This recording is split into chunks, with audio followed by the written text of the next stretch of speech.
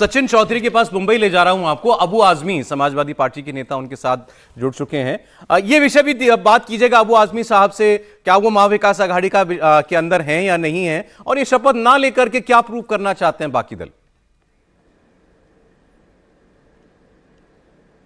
जी sir, देखिए अबू असीम आजमी जी इस वक्त हमारे साथ में हैं, महाराष्ट्र और मुंबई के अध्यक्ष हैं समाजवादी पार्टी के। आजमी साहब, आज देखिए महाविकास आघाड़ी ने कहा था कि उनके जो विधायक हैं नवनिर्वाचित वो शपथ नहीं लेंगे, लेकिन आप और रईस शेख, आप दोनों विधायकों ने शपथ ले ली समाजवादी पार्टी के। पहली बात यह है कि उन्होंने कहा था शपथ नहीं लेंगे, हमें कोई खबर नहीं। हमसे हाँ, जब बाहर गए तो रईस ने मुझे पूछा ये क्यों बाहर गए। मैंने कहा मुझे नहीं मालूम, तुम्हें मालूम है क्या? बोले नहीं मालूम, क्यों बाहर चले गए। हमने शपथ ले ली और हम कोई कोऑर्डिनेशन नहीं, आप नो कोऑर्डिनेशन। देखिए कोई आप सोचिए ना, आप अगर उनको बाहर जाना था तो हमारे से बात करना था, हमसे बात नहीं किया उन्होंने, हमको बुलाया उन्होंने। और इलेक्शन में भी ऐसे हुआ, इलेक्शन में टिकट बंटवारे पर एक बार भी हमें नहीं बुलाया गया।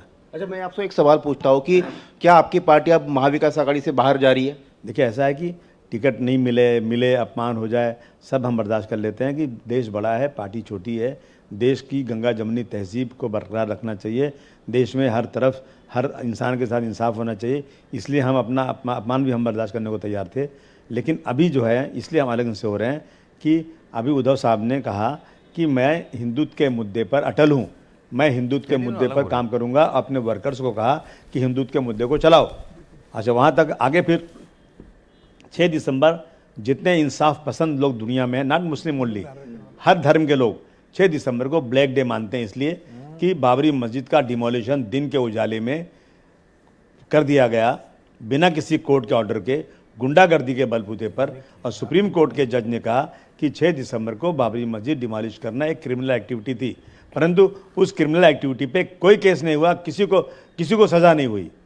आज अगर ये कहें उद्धव ठाकरे जी, उनके लोग कहें कि हम बाबरी मस्जिद की डिमोलिश करने वालों को बधाई देना चाहते हैं, तो समाजवादी पार्टी कभी ये बर्दाश्त नहीं कर सकती। तो यही कारण है आप महाविकास आघाड़ी से जा रहे हैं? बिल्कुल यही कारण है कि हम हिंदुत्व नहीं, हम इंसानियत के मुद्दे पर साथ थे।